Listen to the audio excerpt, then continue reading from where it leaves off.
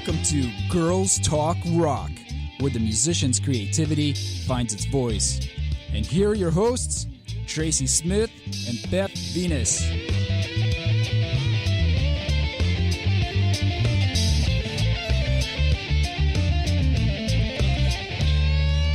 Hello, my name is Tracy Smith. This is Beth Venus. And we are Girls Talk Rock. Welcome to another beautiful, sunshiny, 72-degree Southern California day. Beautiful. Beautiful. We just have to highlight to all of our listening audience that, yes, we are in San Diego. And, yeah, it's awesome. So we're enjoying a beautiful day here, and we've got a really special day. I've been looking forward to it for a few weeks. Months. Yeah. We have online with us and listening. Everybody listen up. We have Stephen Bradley. Steve Bradley. What's up? I love it. Now, the first thing I have to ask is, can we call you Stephen or Steve? Because it's Steve on Facebook yeah. But it's Stephen on your wiki. And what do you prefer? Yeah. I don't have a preference. Just don't call me late for dinner. Cool. All right. Well, we'll call you something, and you can either answer or you don't have to. There we go. Well, we're so thrilled to have you. Those of you who aren't familiar with Stephen as a first name, household name, I will share with you some of the projects that you have definitely heard his work in. So, I guess you were played in a small band called Smashing Pumpkins at some time, and I think there was a little band in there called Green Day thrown in there somewhere, and I know that there was a humongous band in there somewhere called No Doubt with Gwen Stefani that you're currently playing those for. Those plucky kids from Orange County, Yeah, those OC kids. Oh, wow. Those get into no good OC kids. Yes. So you've been on, and we're touching on that because even though we want our listeners to know we have 3 segments, and we want to get right away to what you're jamming on right now going into the fall and winter season. We want everybody to hold tight because we definitely are going to talk about some of the stuff you've been doing with your projects over the years and just the impressive litmus of artists and talents that you've been around the world with. But yeah, so cool, so fun. But really what got us initially interested was speaking with old Nathan Wright over at California Sound Studios in the OC. Right.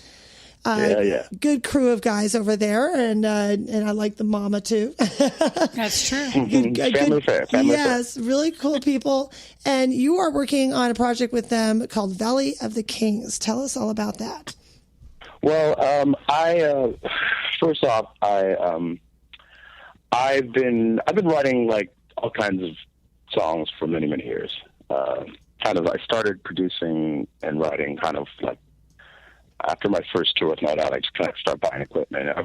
I've always been kind of interested in reggae, but it was until recently that I kind of had an epiphany of actually doing a reggae project and putting a band together, because it's always been kind of like a dream of mine, or just kind of in my imagination. So I had a smattering of kind of songs in various forms, some demos, some kind of complete, not with full production, but I just had them and then I kind of made some more.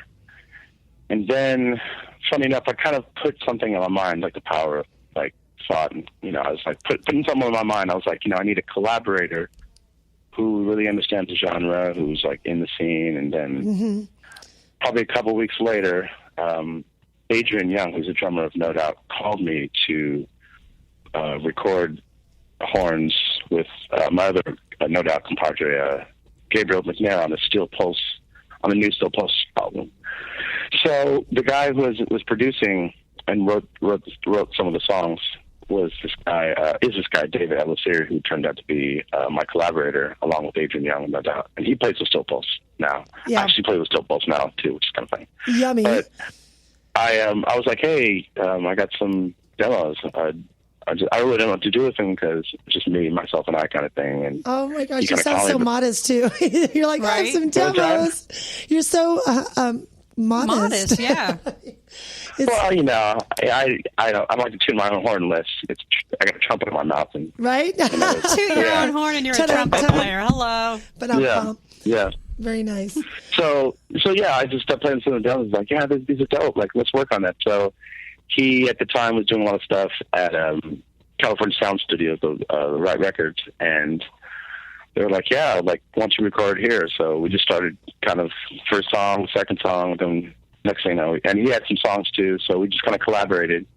And next thing you know, we have a Valley of the Kings, we have an album, and we're going to start playing shows. Now, what does the average set look like when you go out and do this thing with Valley of the Kings? You talking 90 minutes, talking 2 hours, 2.5 hours? Well, that's the thing. We're actually rehearsing right now. We haven't played our first show yet. Awesome. So, yeah, I mean, that's going to be an evolution as it always is. But the good news is we have a bunch of like rad songs. So, and although everybody who's in the band is like an awesome player, so it's going to be a lot of fun. Well, it makes such a difference too, and I'm glad you said that kind of out loud. That just getting the time to actually jam and rehearse together and decide what kind of arrangements you like on intros and outros, and if you're going to revisit that verse or that bridge. All those things that come together for the dynamics of an actual showcase. And since you're working with a crew of people who are really vetted in the establishment of a working showcase, which is a little different than bands who are touring, of course. You're not doing a casino circuit, and you're not doing some of the stuff that our working musicians listening are used to doing. Do you guys think that moves faster because of that? Because you guys have a kind of a common goal and understanding of what the business wants? Yeah, I mean, I think there's something to be said about that, and also because just we're more established as far as like who we know, and kind of people will take us more seriously off the top. But there is no substitute for kind of getting on stage and kind of working stuff out. Like you can't, even no amount of rehearsal will prepare you for that, or kind of get you into that mode. You just have to do it. The vetting of performance. Yeah. So that's what we're kind of. That in my mind, that's kind of the goal, is just to play as many shows as possible, and then once we really kind of start getting it together, start shooting for more bigger kind of situations, tours or festivals, things of that nature. Yeah, and what I was curious about was a little bit the process that goes into writing with other individuals that are on the level that you guys are all on. So do you roll into the studio with an idea? You have the bass player lay down what he thinks, you have the guitar player lay down what he wants, or do you go in with the full arrangement in your head already, or how do you write with others? Well, it depends. I mean, this particular album, all the songs were kind of written. Some of them were in, like I said, various stages of development. Like the United We Stand song, which is the first song on the album. I actually came in. I just had a really kind of shoddy demo that I just created, and it was just a chorus. But I knew that the chorus was like so good. I knew that there could be something done with it. So when we got together on that song, and like he helps write a lot of the top line, and we kind of collaborated on the verses, melodies, and then because he's a multi-instrumentalist too, so he's like invaluable. You can play the guitar or the keyboards, and he just knows production as well. So it's when you're working with someone like that, it's really easy because we kind of speak the same language, and there's not like a learning curve as far as like how to run a Pro Tools rig or a Logic rig. So sometimes if you're working with somebody and they have the same skill sets or complementary skill sets, it can go really fast and can be really efficient. Other times it's like, if you're carrying the load, it's kind of like it's a different process. Yeah, a little bit heavier, a little heavier on your back doing that. Well, and you guys come from some really rhythmically, unique. They have some common denominators, with an example of your No Doubt background and the Steel Pulse background. Definitely some of those rhythms and tempos are like so distinctive for that genre of music. Do you guys find yourself trying to create something totally different, or do you like taking pieces of what who you are, that's like just one piece of your personality that's going into this new project? What is the effort for distinction, or is it just like, hey, this is what we're good at, this is what we love, and this is just the original work that stems from working in that genre? I think it's a little bit of both. I think Sirius David Elisiri, he's written like songs for Steel Pulse. So sometimes when he plays me a song, I'm like, oh, that sounds like Steel Pulse, which I love, because that's like one of my that is my favorite reggae band. You know what I mean? And sometimes I'll hear a song and it will just inspire me, and then I'll kind of like, I'll be like, okay, I want to write a song like that. But obviously it's not going to be exactly like that. It's it's a feeling or something like Right, that. it has to feel. I want to write a song that feels like that, or that is reminiscent of that, or like it smells like that perfume. You know what Nice. I mean? But it's never like I want to write that song, because you can never write that song. But there's just certain things that like I hear and I'm like, oh, that's something about that. I don't know what it is, but I want to recapture that and kind of do my version of it. Right. So Now, that's for me. It's like what I kind of how I write songs. right, and when I listen to the reggae style of music, the genre, I don't notice a lot of hooks. So, but when I do listen to Gwen and what you guys do with No Doubt and other bands like that, Blink 182, they're a little more commercial as far as writing in hooks and things. So, how do you justify when you're trying to do something like the reggae, but you want to write hooks in there? I mean, you are kind of changing it a little bit to give it a different feel, right? Yeah, for sure. I would say that's definitely kind of like a twist that we've put on it. It's kind of blending my like our pop sensibilities with kind of using a lot of kind of traditional feels or rhythms, and kind of just to see what that looks like. You know what I mean? Awesome. And just and like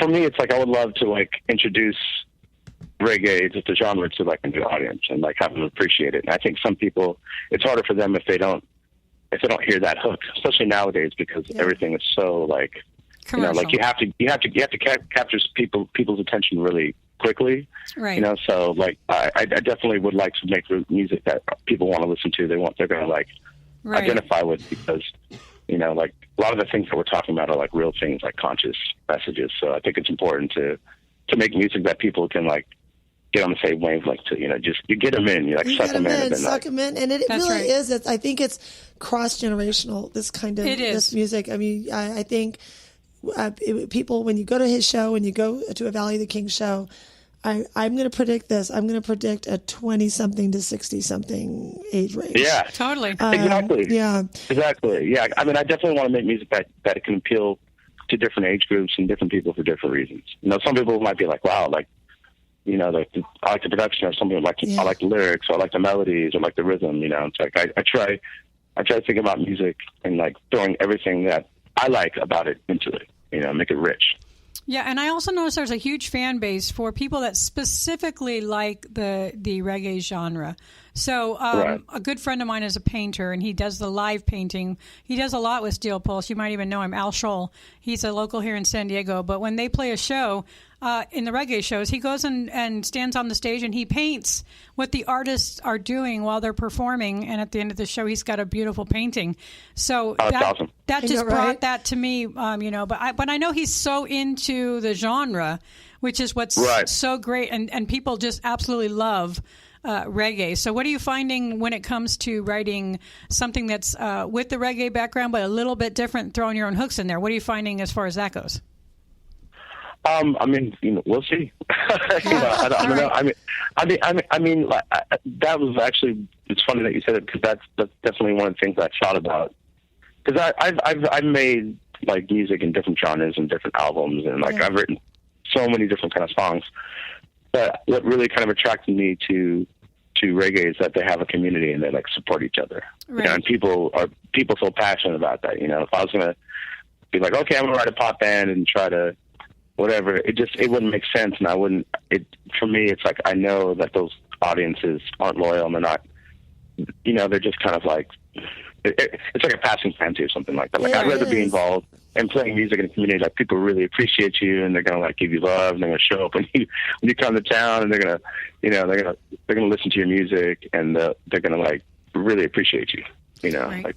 Well, they want to be part of also kind of, because it's kind of a fellowship, really, in that kind of music. And, it's like being in a sport almost, or it's like being, music. You have that transcendent bond with others when you kind of share the same experience. And I think the pop is a little different. In reggae, you definitely just gets down to your soul right away. I don't care what color you are or what part of the country Age you're from, group or somehow whatever. you're going to be moving and grooving with it. And you guys have a really cool, fresh twist on it. I know that you guys are starting, you're here in Southern California, which is a real perk for us. Yes. Here in San Diego. We feel so blessed because we get to go run up to LA or Orange County or down here in San Diego anytime. And we still have outdoor festivals going all the time. It's just an awesome thing. All year round. You guys are going to be down here with Valley of the Kings. I know you're going to be in San Diego in December, and you guys will probably be spotted all over Southern California in the winter season, it looks like. So our listeners have a good opportunity to see you guys on an intimate scale early in the season. How does that work with your other traveling and working bands, since everybody in Valley of the Kings is in a group that's, or trying to put together their tour dates, and as somebody who puts together a lot of dates and logistics, and I know that takes precedent, right? Yeah, do they give you a window of time saying, hey, the tour for our national tour starts on these dates, so you have this window, y'all get your it together and have fun, and then we'll see you on that date back to this? Or are they pretty flexible with you? Well, I mean, for me, I just wrapped up this tour with Gwen Stefani because I was doing that all summer. And so it just kind of worked out, and Sirius he's not, Steel Pulse is not in the road right now. Cool. Right. We actually go to Jamaica. We go to Jamaica in 2 weeks, actually. So but they're doing like kind of blocky, like one-off performances. So little spits. So basically, it's like when everybody's in town, we just focus on that. And, you guys were just in Orange County, right? You were just playing at Irvine Meadows, yeah? Yeah, we did like the last 2 shows at Irvine Meadows. Dude, that's so where I grew up, man. I went to, grew up around there. I went to El Toro High School. And I went, and I went to UCI. I used to sneak into Irvine Meadows through the back way before you knew what dangerous animals might lurk back there. I'm just going to date myself and say that. But yeah, I've heard about that. Now we are actually getting ready to go into the start of the second segment, so we're going to take a quick 2-minute break. But we want to remind everybody that we are with Stephen Bradley of the world famous band No Doubt and many other bands. We're going to talk about. We're going to talk about tours. That's right. We're talking about tours when we come up. Yeah, we're going to talk about touring, and we're going to talk about the good things that got you where you are. Stay tuned. Stay close to us. Yeah, and you know what else? I just need to mention really quickly that December the 21st, they're going to be at the local gig here at Winston's. So you didn't just say Winston, that. San Diego. That is a huge. It's not even on their calendar yet. It's not even on Winston's calendar yet, but we're saying it. You heard it here first on Girls Talk Rock. They just heard it here first. Tell a friend. Oh my God! It's gonna have to be a password for something special. We let those kind of things just fly every once in a while. Okay, everybody. Thank you to Intertalk Radio, and thank you Girls Talk Rock, and thank you to Silver Tiger Production. We'll see you in 2 minutes. Yeah, hang tight, everybody. 2 minutes. We'll be right back. Are you serious about your music? Are you ready to run with the big dogs? The experts at Pitbull Audio have the gear to get you into the game. From leading manufacturers like Mesa Boogie, Fender, Pioneer, and American Audio. To sound your best, you need the best. Pitbull Audio can deliver in rehearsal, on stage, and into the big time. Dropping beats, shredding guitar, or making the crowd roar. Whatever you dream, Pitbull Audio can help make it happen. We are Pitbull Audio. We want you to play it loud. PitbullAudio.com. Make this your vinyl night. I'm John J.R. Robinson, and every week, music creation comes alive through stories, experiences, and sounds when vinyl records filled our hearts and minds. My friends and I share our tips and techniques used in creation of iconic tracks for recording artists such as Michael Jackson, Eric Clapton, Quincy Jones, and Steve Winwood, to name a few. Vinyl has emerged hot, and the soul of vinyl defines art and passion which burns deepest at night. Tune in. Hi, I'm Tim Dolbear, the host of Sound Experience on Intertalk Radio. Each week, I talk with top professional audio engineers, producers, musicians, and the manufacturers that make the tools that we use in the studio each and every day. From capturing the perfect take to mastering your final release, and the tools and how the pros use them, we are going to dive deep into their process and learn from their experience. I look forward to you joining us each week on Sound Experience with me, your host, Tim Dolbear.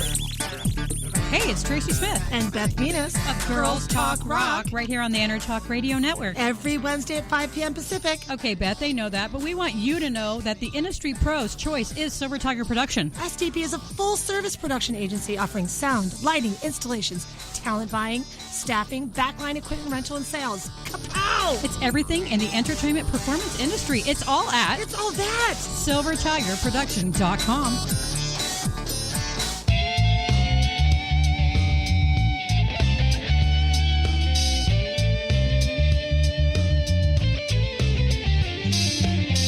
Welcome to Girls Talk Rock, where the musician's creativity finds its voice. And here are your hosts, Tracy Smith and Beth Venus.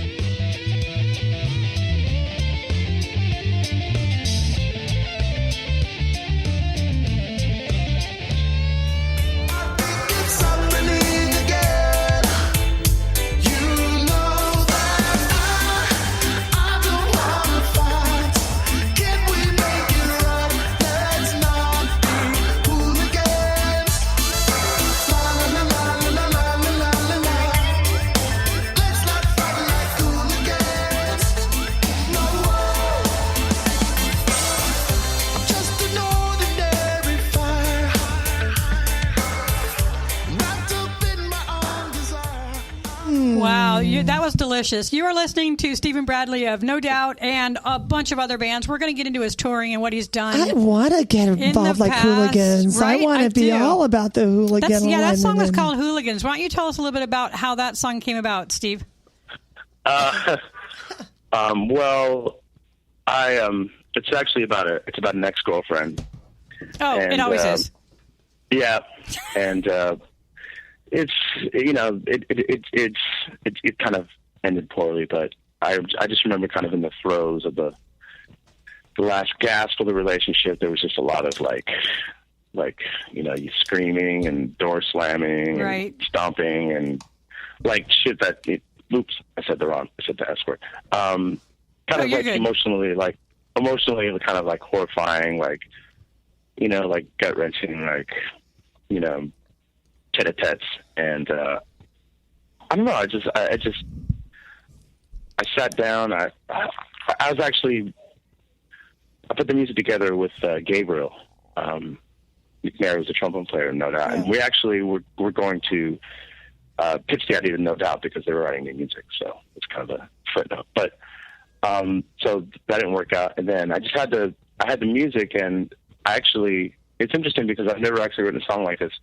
Because he plays guitar, and so we're at his studio, and we had these 4 chords, and then I had this recording just of him playing the drums, really basic. I took it home, and because I don't have a guitar, at that time I didn't have a guitar. I didn't play guitar. I took these 4 chords and kind of moved them around.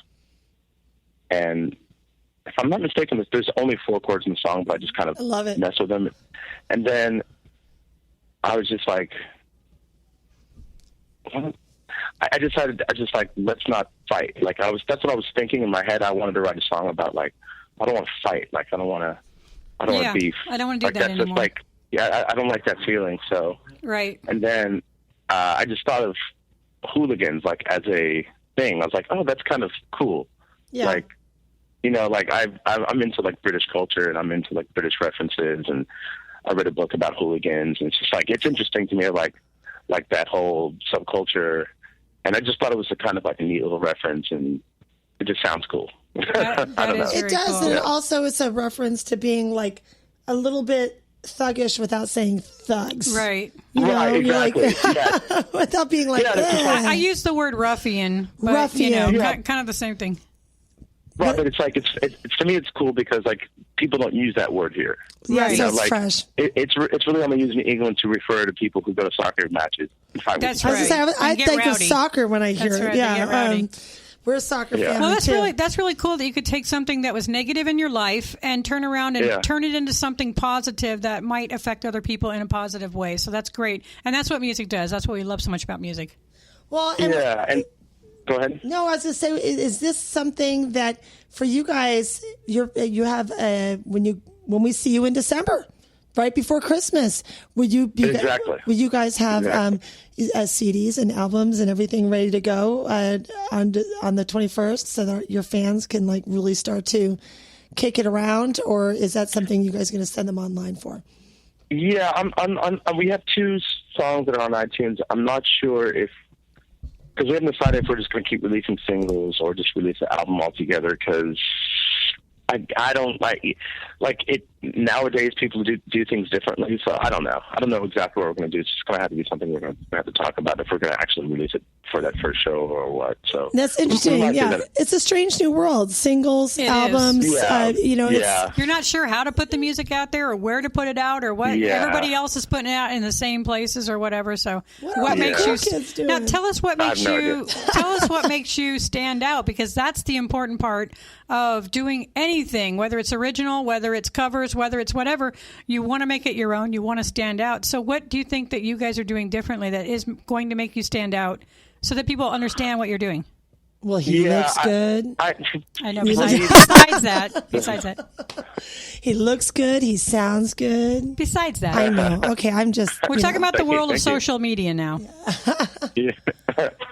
Oh, in the world of social media? Yeah. Oh, yeah. I mean, I think I'm going to leave that in the hands of the people who are that's their expertise.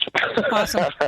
We're working with some people right now, and they have like a whole social media to try to get that out. Yeah, because we know it's all about brand building and it's all about getting the word out. But Facebook has their algorithms that we all hate. Anyone that does promotion, like myself, and so to get around all that and to find fresh new avenues in order to get your stuff out there. So yeah. Yeah, I let the plumbers be plumbers. You know what I mean? That's right. I love that. I don't try to snake my toilet if it's Let the plumbers be the plumbers. Well, it's just interesting you're at that point though, because we were looking you up early on, and we were thinking, gosh, there you were as little young Steve Bradley playing 13-year-old Steve Bradley playing trumpet at age 13. But that wanted to play drums, so we're going to talk about that. Yeah, you wanted to play drums. Yeah, there's all these drummers out there banging on the hides. And you get in there and you start playing trumpet. And obviously it clicked with you because, you're a professional musician now. But at the time, what was your biggest break? What was your epiphany that you were going to be... You were like, wow, I'm better than average at this. I'm getting this. I'm picking up on this. Did you have that moment of wow, I can do like this clarity? Well? Well, I mean, I think that I kind of knew that I picked it up kind of quick, because when you're in school, like they put you in like the beginning band class, and then when you start passing people who started playing before you, you kind of get the idea that something's happening. Yep. Like, okay, like I'm going from third chair, skipping second chair to first chair. You know what I mean? Like that kind of stuff. So you kind of like, okay, well, maybe that might mean something, So I don't think for me it was like off the bat. When I was in high school, I was probably more into skateboarding than like music or something, or it was like 50-50, Right. I think when I got older and I put that thing away, I kind of got more serious. And I was like playing with local bands, and it was like, oh, like this is cool. Like I can talk to girls, and girls like me, because I was like super shy, and like it was hard for me to put together a coherently like charming conversation with a girl. I just was like too inside my head and too awkward and stuff. So I think as I got older, it was like, oh, and I can make a little money. Like, okay, this is great, and it's obviously it's fun. Yeah, so, it's a good time, and I can meet girls. Whoa, bonus. Well, it's funny because I hear guitar players say all the time, that the famous line that the guitar was the panty crowbar. They call it all kinds of things. But with somebody with a trumpet, it's great to see that somebody playing a brass instrument got that confidence from playing and just from excelling that it gave you. What made you want to do more? Well, what I'm curious about is, when did you start working on and playing keyboards then? My mom's a piano player, and so I was always kind of there's a piano in the house. So I was kind of fiddled with it, right? I think once I kind of got into songwriting and just became interested in writing songs. That's kind of when I started kind of being more engaged with the keyboard and kind of, you know, learning more stuff and like learning Beatles songs or this or that, and just kind of learning rhythm-based stuff. Like applying the theory that I knew about music already, and then kind of merging both worlds. That's so cool to hear. Well, you know, at what point you get back in '95, you get brought in through like wonderfulness to come in and work with a band called No Doubt. Was that a big phone call for you, or was that like, you know? Yeah, I know a guy that knows a guy that knows a guy, or... Did that, when that went down, was that something that you look back now and you're like, whoa, I didn't realize it was going to be a life-changing, you know, moment, or was it really clear to you that this was a big opportunity? No, I mean, I look back now and go, yeah, that was definitely a game changer. But at the time, it was just like, oh, this is cool. Like, I was meant to be, originally I was just going to sub a gig, right? Right. At the time, I'm not from Southern California, and people always can't figure out how the hell it all happens, because they were nearing the end of their tour, and this is before obviously they became really popular. Right. And they had reached out to some mutual friends of mine, and I got a phone call saying, hey, and I'd seen them before, like in the local clubs. I knew who they were. Right. So they're like, oh, yeah, are you available? Do you want to do this? And I was like, sure. So I learned the music, played the show. And for me, it was exciting because it was probably the first show that I played that was like actually sold out. You know, it was sold like out, fun. You know, do you maybe remember what 800. Yeah, that's a good size venue. Do you remember what venue it was? The Great American Music Hall in San Francisco. Very cool. That's a great first sub gig. Cool. That's awesome. Yeah. Yeah, so that was like the first show. I remember that was the first show that was like sold out, and I never been on stage and seen people like all the way up to like the front and all the way to the back, and people were jumping off the balcony, and so I was like so fired up, like I was just going crazy on stage. And I remember but it was actually funny because now I think about it, I had a music stand on stage. I'm like, oh my god. You look back, whoa, I had a music stand on stage. It was hilarious. But I remember after the show, the drummer says, he goes, hey, don't say anything, or you don't realize it, or something like that. And he goes, but you're going on the road with us. And I was like, oh, okay, cool. Cool, man. But I just kind of brushed it off, and I was like, okay. And I was still living with my parents, and I was like, bussing tables. I get a phone call a couple weeks later. I go to the phone and say, hey, are you available, you know, the week of blanky blank? And I was like, sure. Yeah, what's going on? He's like, well, we're doing this thing called the Warp Tour. We're going to go to Vancouver and go down to go down to LA. And I was like, yeah, that sounds fun. And it was awesome because it was the first tour that they did that had a bus.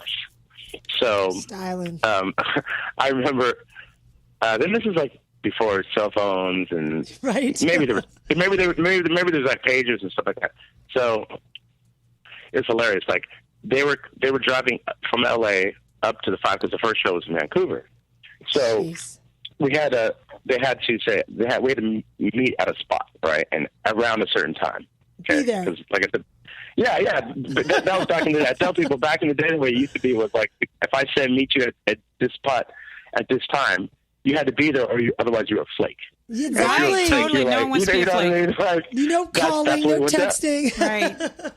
Yeah, it was like you had to commit to shit. So back then, I remember my dad drives me to this like truck stop off the 5. Awesome. And I got my suitcase in the parking lot and just kind of, and the bus rolls up. Oh, door opens up. Awesome. They all pop out, and I'm like, hey, what's up, guys? Pops throws my suitcase in the bay and shakes my hand. Good luck, son. Awesome. We'll see you later. It's so funny. Yeah. Good luck, baby. Yeah. No, you know what I think is so cool about that particular story is that basically No Doubt got their start by doing a Vans Warped Tour. Am I right? Like that's a big kick. Right? Well, and not I mean, they had done tours before. I think because when I started playing with them, I remember they had like CDs, like they were finalizing mixes for Tragic Union. Right. Yeah. You know, like I have like a promotional CD with all the signatures on it, like awesome. No artwork, like record company. So So I mean, it was inevitable. You know, everything was like leading up to that. And I think when we did the Warped Tour, that was just kind of like that was like the first tour that I did, and it was like obviously to a lot of people, and like the Warped Tour was like a cool thing, and like Sublime was on it. The dog almost bit me. You know what I mean? It was just like totally. It was like all these cool like punk rock bands or whatever. Delicious so that was just time like in music. Yeah. Yeah. And actually, I remember we played. That was the first time I played in LA with them. We played at the Warped Tour, but they had a stage like in that. It wasn't on the main stage. It was like kind of in the area where they had the concessions. They built the stage there. Very cool. It's so cool. Yeah. Like, it wasn't the main stage. It was that other stage. Yeah, it was the side stage, whatever. And yeah. Geez, Exactly. So. Yeah, and obviously it went on from there. Well, and that's I have this vision of you being dropped off by your dad, and so many kids, whether it's college or high school or in and out, they're being dropped off for sports or that choral concert. Have a good field trip, and there you are going off. What a great visual though. I'm thinking too, he's breaking out his wallet and handing you like $40 or something, and saying, "Don't spend it all in one place," or what? Because I think about it now, and I think I asked him, like, Dad, what in the hell were you thinking doing that? Like, don't you love me? He was just like, he's like, I mean, the only thing I'm thinking, like, he was in the military for 20 years, so I think in his mind it was like, well, it's time for my son to grow up a little bit. But yeah, and I raised him right, so let's put him on the road. Yeah, but I think most parents would be like, I don't really want to get my son away to a rock band because who knows what the heck they're going to be doing, but. Right. It turned out it wasn't like that, but it could have been. It could have been. Yes, they're a good-looking group, and they're from the Orange County. Oh my God, right? Yeah, that's pretty as clean as it gets for the era, really, for the genre. Before we head off into our third segment, we're having such a good time with you. Totally. I did want to just quickly ask. You have so much energy on stage, and of course, you've worked for a very long time with No Doubt and Gwen Stefani and that whole group of wonderful talents. And we want to talk about some of the other shows that you've toured with in our next segment. Okay. But how does one develop a great stage presence without to work with such a big, now an iconic huge performer like Gwen Stefani and No Doubt? You have to have all that energy, but not look like you're trying to distract from it. You have that down pretty well now, I bet. Because you're so full of energy. You're pouncing. You're bouncing. Yeah.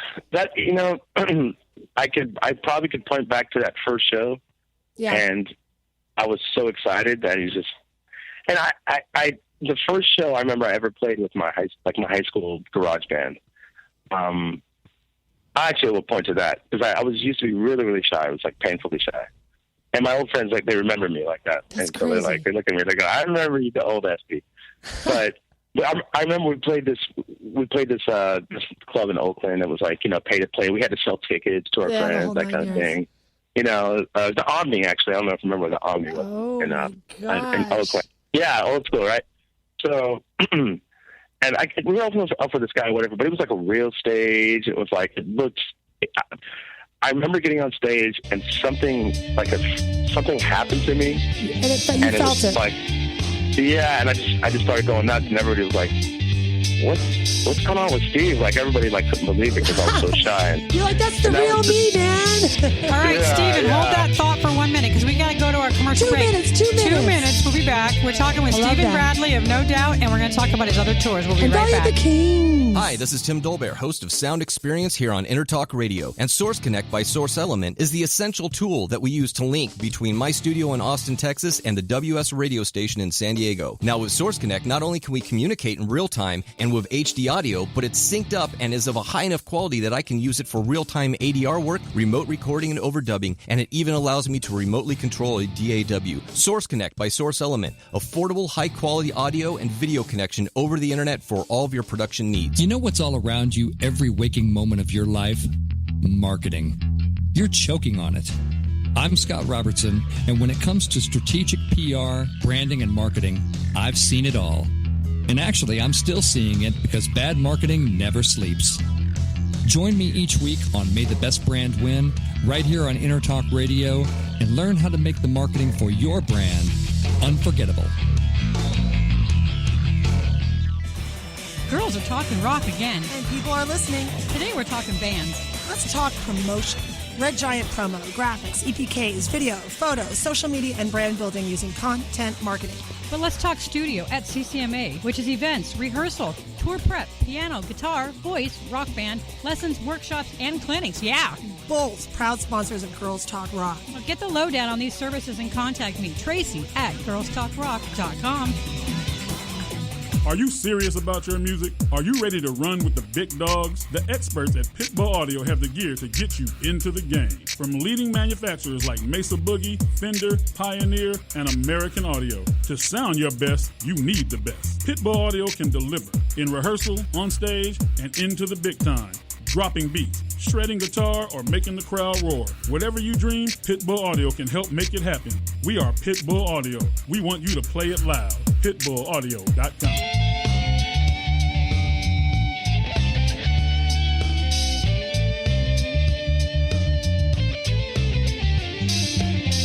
Welcome to Girls Talk Rock, where the musician's creativity finds its voice. And here are your hosts, Tracy Smith and Beth Venus.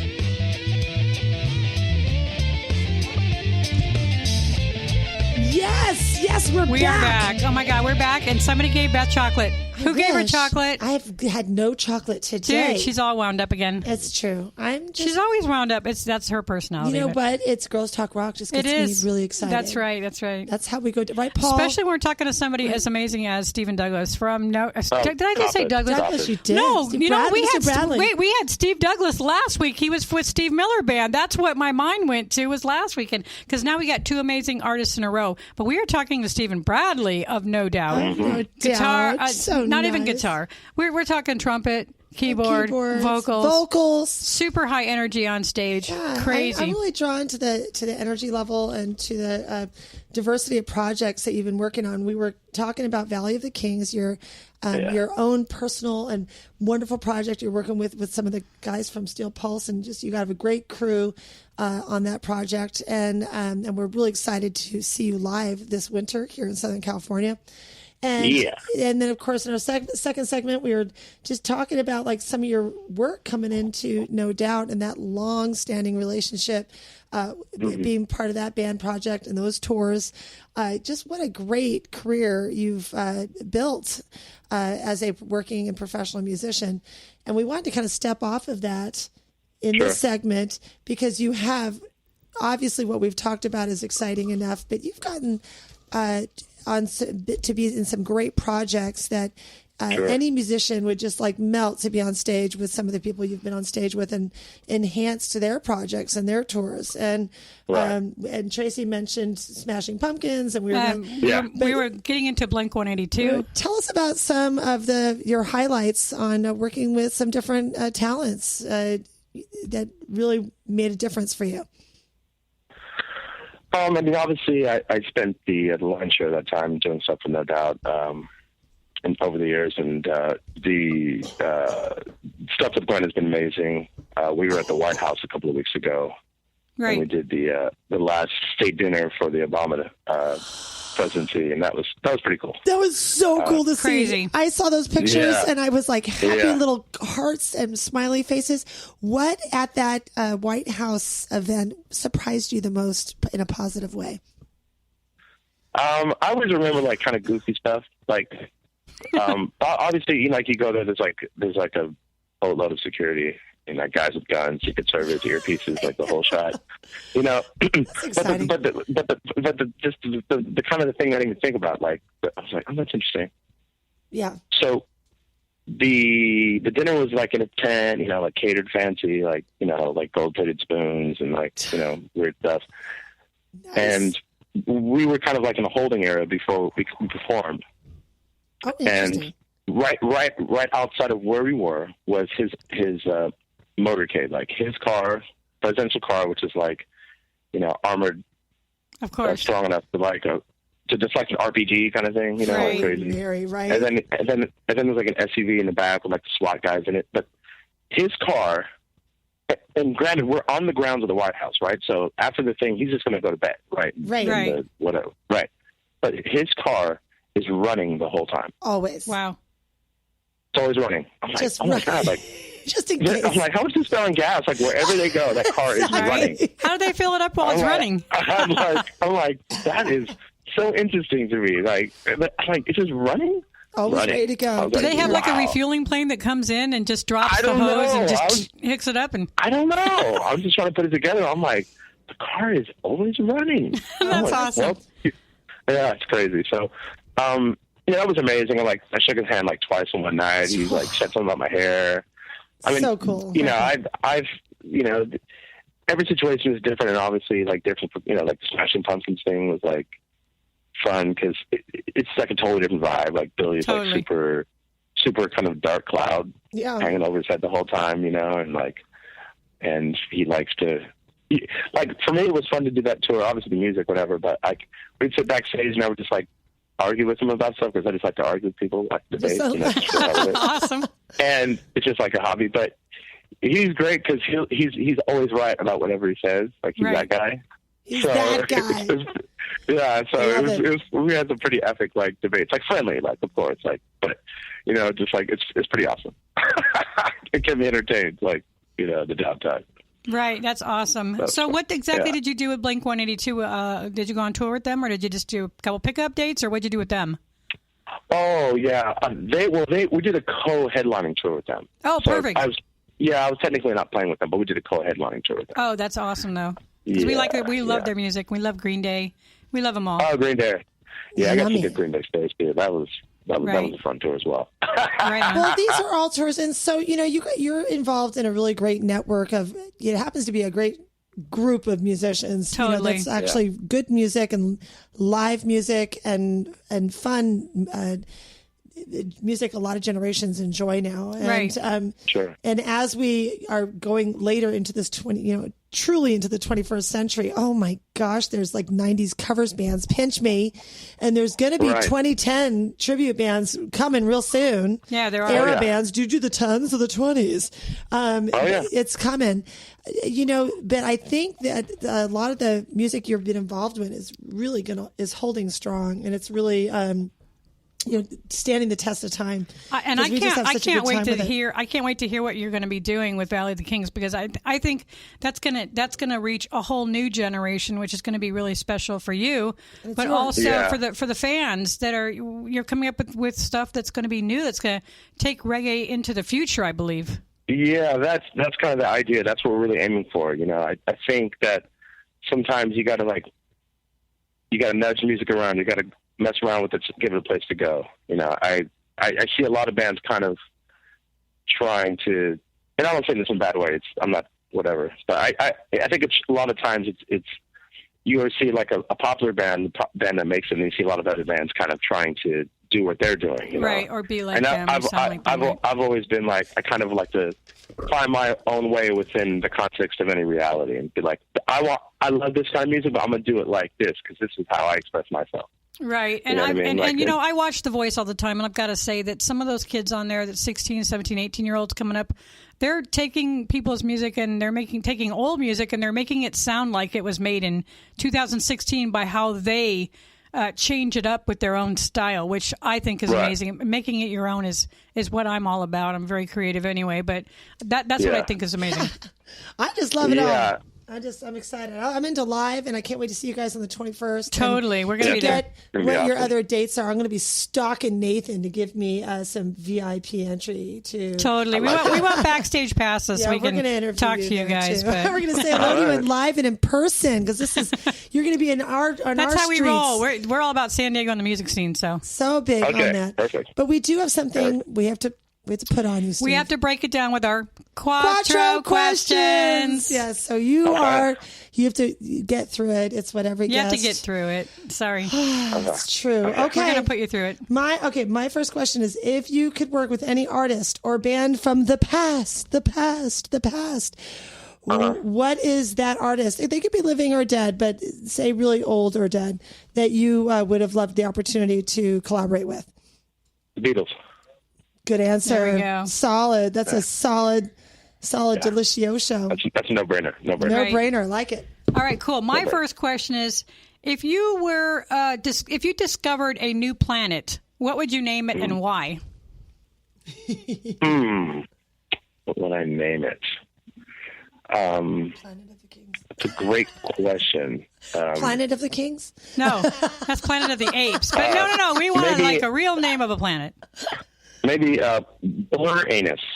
That's you know what? That's the next name. That's the name of your next new song. Did you just realize that? Naughty. All right. Anyway, we're moving on. Moving on. Well, what is the ultimate party? It's your birthday. Everybody around you who is just, swimming in money wants to throw a big party for you. Okay. What are the two bands that are playing at your birthday party, at your surprise birthday party? My surprise birthday party. Current bands. Yeah. Okay. That's a good one. Stevie Wonder. Nice. Awesome. Nice. He counts. Yeah. He's alive. Yep. I just go big. Stevie Wonder and Prince would have been my other one, but that's Prince. I'm with you there, subject. Stevie Wonder and Bruno Mars. Oh, Bruno! There we go. He's Bruno a and Stevie. That'd be a great powerhouse. show, I think. That'd be a fun party. All right, that would here we be a go. Crazy fun party. Quattro question number 4. If you could tour with any group nowadays that's fresh, up and coming, that's not in your genre, what band is it? And tell us, you want to go on tour with them? We just put you on the line. We just put him on the spot. That's right. We don't know what you're currently into. That's good. I know the answer to this question. It's in the brain fuddle double. I might say Bruno Mars again because I like, for me it's like I'm a horn player, right? And so it's delicious. I'm kind of like limited to the bands that actually work with the horn section. All that Motown sound is so sexy too. That would probably be like, and then like dancing. That would be kind of the most fun to do. That's awesome. So if you're listening, Bruno, you heard it here on Girls Talk Rock. Yeah. Because, Bruno and me, we're just Bruno, tight. he listens into our show, one of these days, we have a little band we play in, and we cover a lot of Bruno Mars because that's what the peoples want. The peoples like the Bruno Mars. They do. That's always like a crowd pleaser. That's like you could go AC/DC, Bon Jovi, or Bruno Mars, right? Bruno Mars. It's a pickup right there. Right. I want to just highlight again to our listeners that we have been listening and discussing and talking with Mr. Stephen Bradley. I say Mr. Stephen Bradley, Steve to us now. Yeah. But you can catch Mr. Stephen Bradley of No Doubt and of Valley of the Kings and of all these wonderful tours, working musician, started off playing that trumpet, a brass man. Right. But, you're doing keys and you're doing more vocals. I have to ask you, with Valley of the Kings, are you finding yourself pushed to do more and more vocals? Are you like you going for it, or are you staying back and staying closer to the instrumentals? Oh, no. I mean, every song has vocals on it. So, and I'm probably doing like lead on like 5 tunes. Is that something you're like really excited to do more of, that you don't have the opportunity with No Doubt, like more? Yeah, I mean, it's fun. It's going to be fun. It's a little bit scary because it's been a while since I've had that role, so I kind of have to like get back into those shoes and make those shoes comfortable again. Yeah, be that front man. Get in there and just be like bad mamma jamma, like Yeah, it's funny because it's like I'm so used to being like the foil, Yep. like because Gwen's like she's running the show, and I'm kind of like the court jester guy, and it's kind of easy because I don't really have any responsibility, but to just kind of be an asshole, Keep it fun, Like I don't have to say anything. I don't have to connect with the audience that way. But when you're the front person, you're interacting with them in a direct way, and like the things that you say, and the kind of the way you're the band leader. Yeah, too, absolutely. You're the party leader. So that's something that I'm going to have to kind of like once again like evolve into and kind of figure out what my thing is. And get my shtick and like the way I do it. Well, I just applaud it because on a much smaller scale, I think I came out of being a pianist for years and years, and being the pianist, very far upstage. They always put you upstage left. And then the group I'm in now, I'm just down center, bouncing all over the place, sweating like crazy lady. She's a singer. So, it's a change of pace. I think it sounds, from what we're hearing and from what we're seeing, you have found a second home, because it just sounds like a phenomenal fit. And I can't stress enough how much our listeners, and if you're listening to this live, get tuned into the schedule for Valley of the Kings now. And if you're listening to this on archive or on iTunes and everything else, check in with us, because you're going to want to see them in an intimate setting while you can. Totally. Before they get to Madison Square Garden. Yeah, before you guys are big and you're paying $300 for a ticket, $100. You want to get on the ground floor with this thing. You know what I mean? That's right. Do you guys have a Valley of the Kings fan club yet? I have an Stephen Bradley fan club that my good friend Bodie Stevens, who's a huge No Doubt fan, he put that together for me. But you can also find me as S Bradley Music. I'll repeat that, S Bradley Music, on Instagram and Twitter, and that has a lot of information. We have the Valley of the Kings Instagram. If you want to add us, it's a little baby account, so that baby needs to grow. Yeah, because you're going to have 300,000 listeners or whatever, new fans by the end of the night tonight after they hear our show. But give us the links to where we can find all your stuff and what you have out there currently. Yeah, before in our last closing minutes here, we want to make sure you get the big words in. Yeah, like I said, once again, my thing is S Bradley Music. I'm always posting stuff about Valley of the Kings. On that, we have a Valley of the Kings Music on Instagram. And then we have a Valley of the Kings Music on Twitter as well.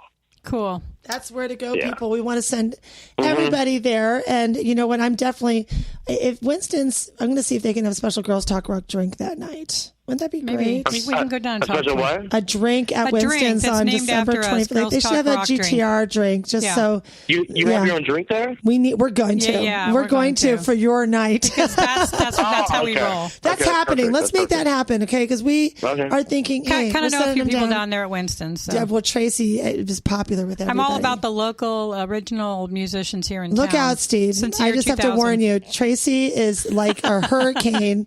This woman will rock your world. She's going to, it's going to be everywhere. And then we'll just be like, what just happened? What just happened? Very cool. I like the energy. I like the energy. We're all about that. And also getting everybody to check out your Facebook, to check out the Stephen Bradley site, to make sure they do the Twitter, the Instagram, and go to iTunes. And iTunes, Valley of the Kings.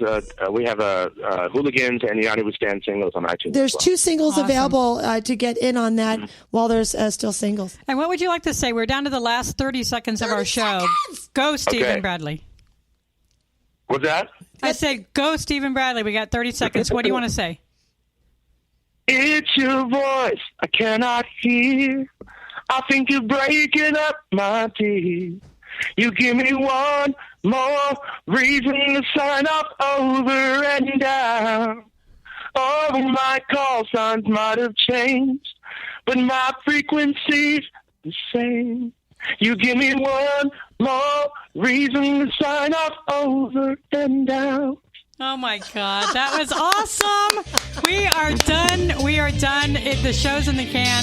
But we want to thank Mr. Stephen Bradley for coming on and being such a great guest. Yes. I think we have to give a big hug on December 21st at Winston's. We're giving you a virtual hug now from the studio. Yes, virtual hug. I'm Tracy Smith. I'm Beth Venus. And we are Girls Talk Rock on the Enter Talk Radio Network. We'll see you next week. Thank you, Stephen. Hey, it's Tracy Smith. And Beth Venus. Of Girls Talk Rock. Right here on the Enter Talk Radio Network. Every Wednesday at 5 p.m. Pacific. Okay, Beth, they know that, but we want you to know that the industry pro's choice is Silver Tiger Production. SDP is a full-service production agency offering sound, lighting, installations, talent buying, staffing, backline equipment rental, and sales. Kapow! It's everything in the entertainment performance industry. It's all that. SilverTigerProduction.com. Hi, this is Tim Dolbear from Eclectica Studios. I'm a full-time mixing and recording engineer. I work with Grammy winners, labels, and indie artists, using state-of-the-art digital mixing and restoration tools and the very best in analog gear. Really, though, it's my ability to bring tracks to life and fulfill your vision for your music. This has made me sought after by producers and artists worldwide. So spend your time working on music and not chasing a mix down a rabbit hole. Go to timdolbear.com and check out our free one-song mix offer. You know what's all around you every waking moment of your life? Marketing. You're choking on it. I'm Scott Robertson, and when it comes to strategic PR, branding, and marketing, I've seen it all. And actually, I'm still seeing it because bad marketing never sleeps. Join me each week on May the Best Brand Win, right here on Intertalk Radio, and learn how to make the marketing for your brand unforgettable. Are you serious about your music? Are you ready to run with the big dogs? The experts at Pitbull Audio have the gear to get you into the game. From leading manufacturers like Mesa Boogie, Fender, Pioneer, and American Audio. To sound your best, you need the best. Pitbull Audio can deliver in rehearsal, on stage, and into the big time. Dropping beats, shredding guitar, or making the crowd roar. Whatever you dream, Pitbull Audio can help make it happen. We are Pitbull Audio. We want you to play it loud. PitbullAudio.com.